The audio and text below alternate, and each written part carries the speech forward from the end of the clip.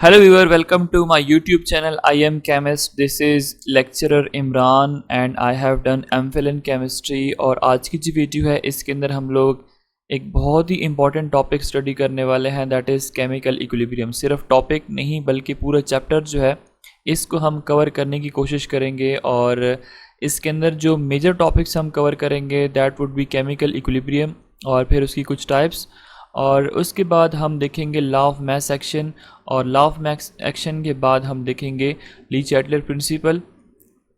तो ये हमारे पास इस तरह ये जो चैप्टर है केमिकल इक्विलिब्रियम का ये एंड होगा। सो इसको हम बेसिकली 3 डिफरेंट पार्ट्स के अंदर डिवाइड करेंगे। ठीक है, पहले के अंदर हम आज पढ़ने वाले हैं अबाउट केमिकल इक्विलिब्रियम की केमिकल इक्विलिब्रियम क्या चीज़ है, इसकी कितनी टाइप्स हैं और कौन सी कंडीशंस हैं जो केमिकल इक्विलिब्रियम को इफ़ेक्ट करती हैं।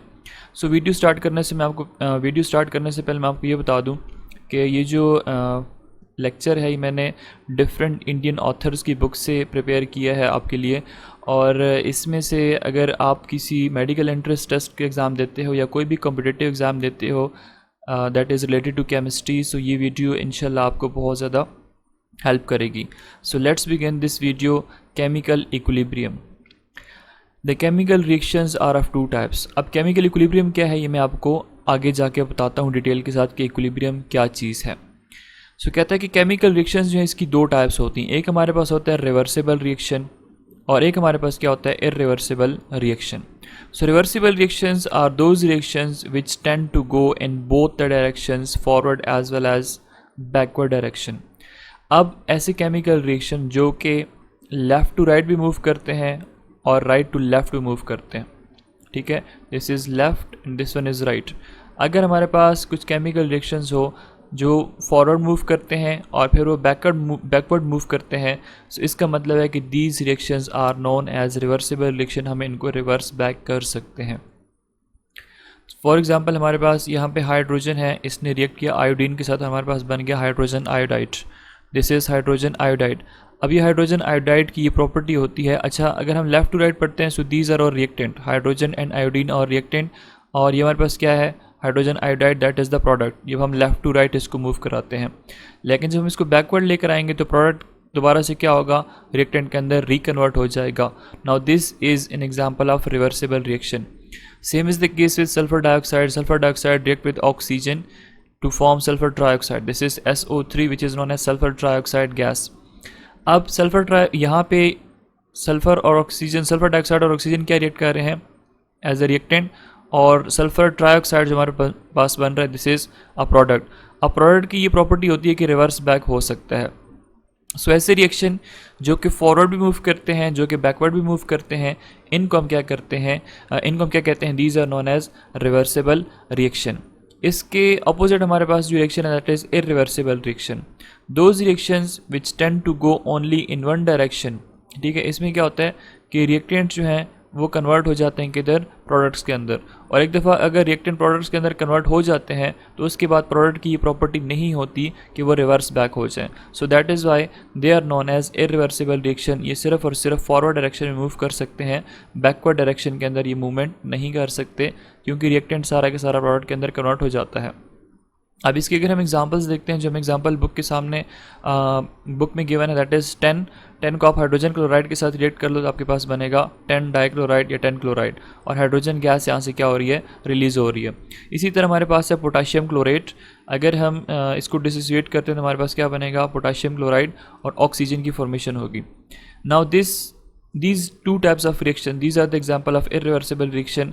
एक दफ़ा 10 और हाइड्रोजन क्लोराइड रिएक्ट कर गए, 10 क्लोराइड बन गया, हाइड्रोजन गैस ऐसे निकल गई, तो यहाँ पे जाके रिएक्शन ख़त्म हो जाएगा जब ये सारे के सारे रिएक्टेंट जो है वो एक दूसरे के साथ रिएक्ट कर जाएंगे। Same is the case with potassium chlorate. अगर आप इसको हीट करोगे तो ब्रेक हो जाएगा इनटू पोटाशियम क्लोराइड और ऑक्सीजन गैस यहाँ से रिलीज़ हो जाएगी। Now these are the 2 types of reaction. एक को हम रिवर्सिबल रिएक्शन कहते हैं, एक को हम इरिवर्सिबल रिएक्शन कहते हैं। जो रिवर्सिबल रिएक्शन होता है उसको हम डबल एरो के साथ रिप्रेजेंट करते हैं। डबल एरो मीन्स इसको हाफ कर लेते हैं। इसका मतलब है कि फॉरवर्ड मूव करेगा और ये भी हमारे पास क्या रिप्रेजेंट कर रहा है बैकवर्ड मूवमेंट। ठीक है, ये हमारे पास क्या है ऊपर वाला दिस इज़ फॉरवर्ड रिएक्शन, और नीचे वाला जिसको हम रिवर्स कर लेते हैं रिवर्स रिएक्शन, या इसको हम बी लिख लेते हैं बैकवर्ड डायरेक्शन। ये हाफ इसलिए हम रिप्रेजेंट कर रहे हैं। और इरिवर्सिबल में क्या होता है कि हम कम्प्लीटली एरो लगा लेते हैं, ठीक है, कंप्लीट एरो लगाते हैं। और कंप्लीट एरो का मतलब क्या है, ये एक ही डायरेक्शनल यूनिडायरेक्शनल है, ठीक है। ये जो हमारे पास रिवर्सिबल रिएक्शंस है ये दोनों डायरेक्शंस में है, लेकिन ये जो इरिवर्सिबल है this is unidirectional. So this was all about reversible and irreversible reaction.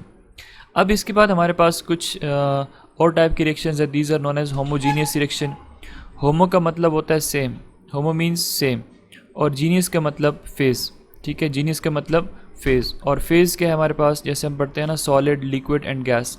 So homogeneous reaction में क्या होता है, in which all the substances whether reactant or products are in the same phase. Like अगर हमारे पास chemical reaction हो रहा है, उसके अंदर सब्सटेंसेस रिएक्ट करेंगे, अगर उनकी सब की फेजेस सेम हैं, मतलब उनकी स्टेट सेम है, गैशियस स्टेट के अंदर है, लिक्विड के अंदर है या सॉलिड के अंदर, सारे के सारे रिएक्टेंट्स और प्रोडक्ट्स, तो वो जो हमारे पास रिएक्शंस होंगे these are known as homogeneous reaction. For example, we have phosphorus pentachloride which is present in the gaseous state. It is converted into phosphorus trichloride which is also a gas or chlorine gas. तो ये हमारे पास क्या है, this is an example of homogeneous reaction. Then we have acetic acid जो कि हमारे पास liquid state के अंदर present है, और यहाँ पे हमारे पास क्या है, ethanol है। ethanol क्या है, this is also present in the liquid state. यहाँ पे हमारे पास क्या है, ether की formation हो रही है, और ether जो है this is also a liquid, और ये हमारे पास क्या है, दिस इज़ अ वाटर, और वाटर भी किस फॉर्म में है, लिक्विड स्टेट के अंदर है। सो इसका मतलब है कि इसके अंदर जितने भी रिएक्टेंट हैं, जितनी भी प्रोडक्ट्स हैं, उन सब की स्टेट्स क्या हैं, सेम है। यहाँ पे ये सारे के सारे गैशियस स्टेट में है रिएक्शन 1 के अंदर, और रिएक्शन 2 में हमारे पास सारे के सारे क्या हैं, लिक्विड के अंदर। ये स्मॉल एल जो आपको नज़र आ रहा है दिस रिप्रेजेंट लिक्विड, और स्मॉल जी जो आपको नज़र आ रहा है this represent gaseous state. Then हमारे पास एक और जो रिएक्शन होता है that is heterogeneous reaction. Hetero का मतलब होता है डिफरेंट, हेट्रो मीन्स डिफरेंट, और जीनियस जैसे आपको मैंने बता दिया कि फेज को रिप्रेजेंट कर रहा होता है, सॉलिड है या लिक्विड है या गैस है, in which all the substances are in different phases, ठीक है। अब वो केमिकल रिएक्शन जिसके अंदर जो सब्सटेंसेस रिएक्ट कर रहे हैं उनकी फेजेस डिफरेंट हो। जैसे फॉर एग्जांपल हमारे पास क्या है, magnesium carbonate. Magnesium carbonate exist करता है सॉलिड स्टेट के अंदर, अगर हम इसको कन्वर्ट करेंगे, हीट करेंगे, तो मैग्नीशियम ऑक्साइड के अंदर कन्वर्ट कर जाएगा जो कि सॉलिड स्टेट में होगा, लेकिन कार्बन डाइऑक्साइड जो रिलीज़ होगी वो किस फॉर्म में होगी, गैशियस स्टेट के अंदर। इसका मतलब है कि यहाँ पे हमारे पास फेजेस क्या है, डिफरेंट है। रिएक्टेंट हमारे पास सॉलिड स्टेट के अंदर है, प्रोडक्ट में हमारे पास एक प्रोडक्ट क्या बन रहा है, गैशियस स्टेट। अब this is an example of heterogeneous reaction, और इस रिएक्शन को हम क्लोज ट्यूब के अंदर करते हैं। देन हमारे पास सेकंड जो है दैट इज़ जिंक। जिंक हमारे पास क्या है, सॉलिड स्टेट के अंदर होता है। इसको अगर हम रिएक्ट करा देते हैं सल्फ्यूरिक एसिड के साथ, तो सल्फ्यूरिक एसिड के साथ जैसे ही रिएक्ट करेगा, सल्फ्यूरिक एसिड हमारे पास क्या है, लिक्विड स्टेट के अंदर एग्जिस्ट करता है। सो इससे हमारे पास जिंक सल्फेट की फॉर्मेशन होगी जो कि सॉलिड स्टेट में है, और हाइड्रोजन यहाँ से गैशियस स्टेट के अंदर यहाँ से रिलीज़ हो जाएगा। सो यहाँ भी आप देख सकते हो कि कुछ रिएक्टेंट सॉलिड के अंदर है, लाइक जिंक सॉलिड के अंदर है, और हमारे पास सल्फ्यूरिक एसिड जो लिक्विड स्टेट के अंदर है। इसी तरह जिंक सल्फेट है जो कि सॉलिड स्टेट में फॉर्मेशन उसकी हो रही है, और हाइड्रोजन जो हमारे पास है गैशियस स्टेट में आ रहा है। Since they have different phases, so these two are the example of heterogeneous reaction. अब हम आते हैं इक्विलिब्रियम की तरफ कि इक्विलिब्रियम क्या है। When a reversible reactions take place at constant temperature. Reversible अभी आपको मैंने क्या बताया कि that can proceed in forward as well as backward reaction.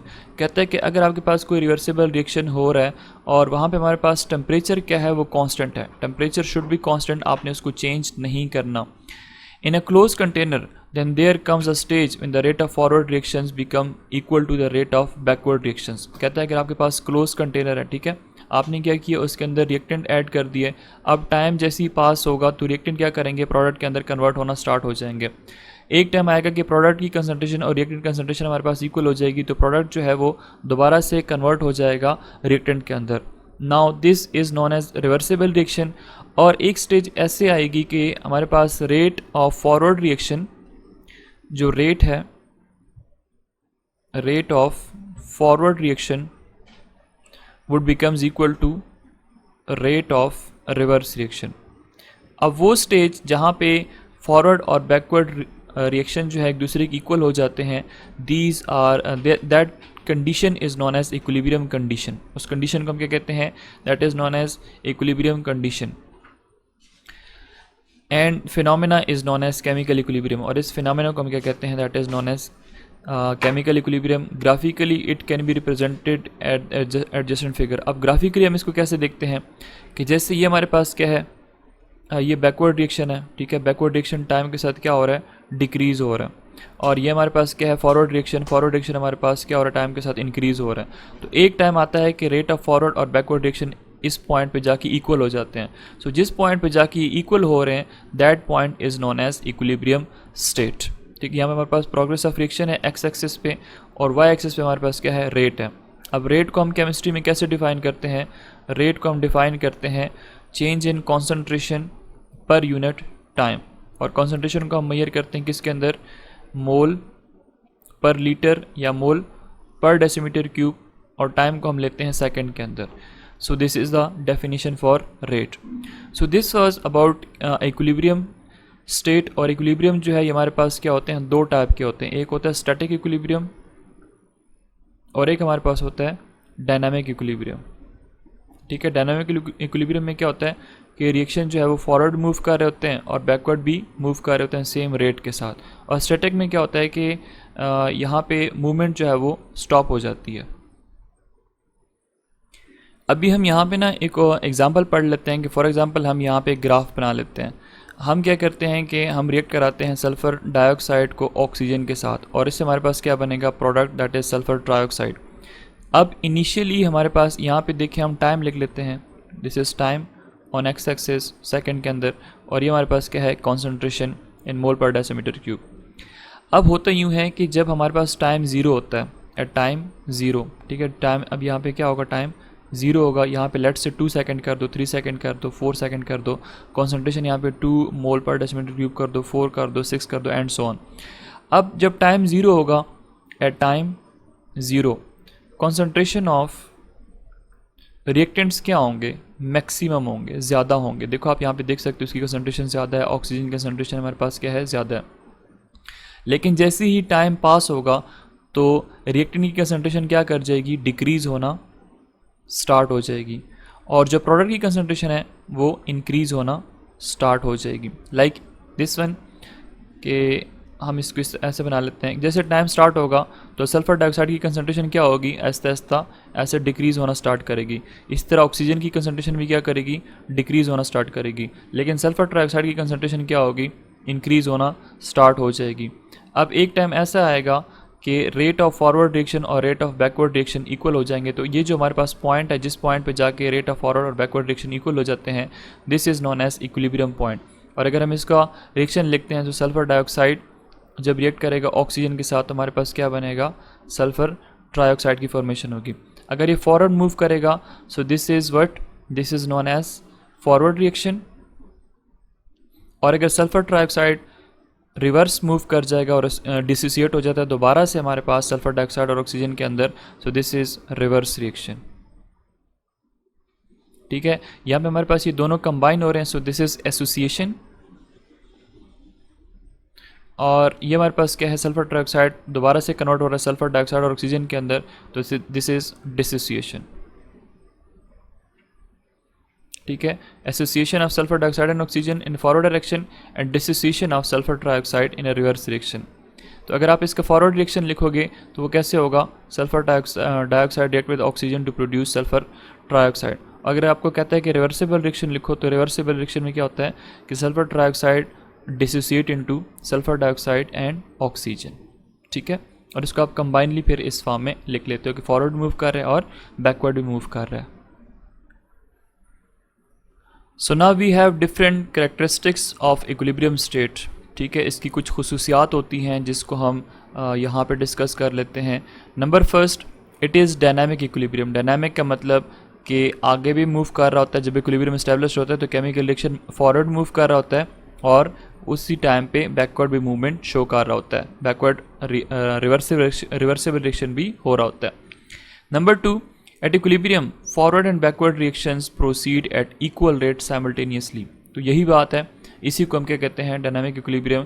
कि जब इक्विलिब्रियम एस्टैब्लिश्ड हो जाता है तो हमारे पास रेट ऑफ फॉरवर्ड रिएक्शन और rate of backward reverse reaction हमारे पास क्या होते हैं, इक्वल होते हैं। इनके रेट्स जो हैं वो बिल्कुल एग्जैक्टली सेम होते हैं, number 3, the equilibrium state can be attain from any side, मतलब फॉरवर्ड साइड पे जा रहा है तब भी इक्विलिब्रियम अटेन कर सकता है, बैकवर्ड साइड से आ रहा है तब भी इक्विलिब्रियम अटेन कर सकता है।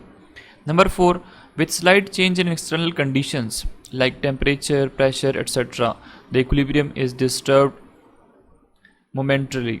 If equilibrium state comes back, it is called stable equilibrium. However, if it does not come back, it is termed as metastable equilibrium. अच्छा देखो, अभी इस पॉइंट का मतलब ये है, कहता है कि अगर आप एक्सटर्नल कंडीशन चेंज कर दे तो एक दफ़ा इक्विलिब्रियम क्या है वो एस्टेब्लिश्ड है बिटवीन रिएक्टेंट एंड प्रोडक्ट। आप क्या करते हो, आप टेम्परेचर को इंक्रीज़ कर देते हो या डिक्रीज़ कर देते हो, या प्रेशर को इंक्रीज़ कर देते हो, डिक्रीज़ कर देते हो, वॉल्यूम चेंज कर लेते हो, उसके बाद वॉल्यूम के बाद आप प्रेशर जो है वो चेंज कर लेते हो, टेम्परेचर है, और एक और है नंबर ऑफ़ मोल्स, ठीक है। तो ये कंडीशंस होती हैं, अगर आप इनको चेंज करते हो, और इसके साथ एक और चीज़ है कंसंट्रेशन, जो कि अब नंबर ऑफ़ मोल्स में वैसे आ जाता है। अगर आप इनमें थोड़ा सा भी चेंज करते हो तो इक्विलिब्रियम क्या हो जाता है, डिस्टर्ब हो जाता है। और जब इक्विलिब्रियम डिस्टर्ब हो जाता है तो इक्विलिब्रियम, वो जो केमिकल रिएक्शन का इक्विलिब्रियम है वो दोबारा से रीएस्टेब्लिश्ड करने की कोशिश करता है, और अगर एक दफ़ा वो रीएस्टेब्लिश्ड हो जाता है तो उसको हम क्या कहते हैं, दैट इज़ स्टेबल इक्विलिब्रियम। और अगर दोबारा से इक्विलिब्रियम के अंदर नहीं आ पाता, आपने कंडीशंस उसकी चेंज कर दी, so that is known as metastable equilibrium. अब ये जो हमारे पास इसका वापस आना है, ये हम पढ़ते हैं किधर, ली चैटलियर प्रिंसिपल में, जो कि हम इसी चैप्टर के अंदर लेटर ऑन डिस्कस करने वाले हैं। Part number 5, with the progress of reaction properties like intensity of colour, density, refractive index, pressure etcetera do not change apparently. कहता है कि जब हमारे पास रिएक्शन मूव कर रहा होता है either in a forward direction और इन अ बैकवर्ड डायरेक्शन, जब इक्विलिब्रियम स्टेट जो है वो एस्टेब्लिश्ड हो जाती है, तो उस वक्त जैसे हमारे पास है इंटेंसिटी है, डेंसिटी है, रिफ्रैक्टिव इंडेक्स है, प्रेशर एक्सेट्रा, इनके ऊपर कोई ख़ास चेंज नहीं आता, ये कांस्टेंट ही रहते हैं।